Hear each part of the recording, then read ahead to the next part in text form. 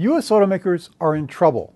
Now that seems like a strange thing to say because after all, the auto industry, certainly in the United States, is back.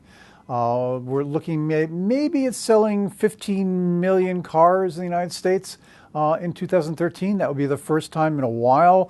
That's good demand. Demand doesn't look like it's falling off a cliff. The problem, however, is that U.S. automakers aren't picking up market share. They're going up in terms of what they sell with the general market, but in terms of producing products that more people want to buy than they want to buy Toyotas or Hondas or whatever, they're not making much traction.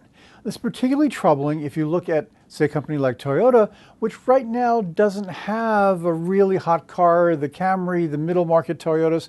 Toyota's developing a kind of reputation that Ford used to have with the Taurus for being very, very dependable but kind of dull. So if you're not picking up share when that's what you're going up against, you've got a problem in a world where there are lots more car makers, where some of whom are going to have good products, and you still can't get share. This is particularly a problem at GM and Chrysler. I would say more GM. Ford actually looks like it's gradually picking up share, but it looks like it's mostly picking up share against General Motors. And we're not talking about a big share. GM has a sort of hole in the middle of its lineup that the sort of middle market sedans haven't done that well. GM, to its credit, is going back and retooling them and trying to see whether they can get more sales out of the Impala and that part of the market, but they haven't been very successful doing that so far.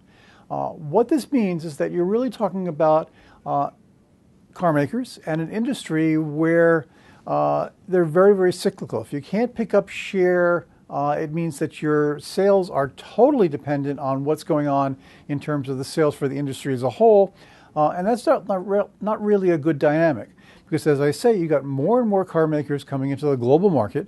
More and more countries are producing cars. The Chinese have more and more car companies with more and more production plants.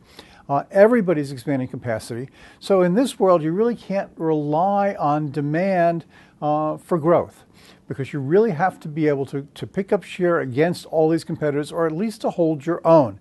And that's really where the problems come for the U.S. auto industry, the U.S. automakers, not necessarily in the short term. I think 2013 is going to be a good year for these automakers because of the recovery in the total number of cars sold. But I think it's something to watch with concern for 2014 and beyond. This is Jim Jubak for Jubak Asset Management.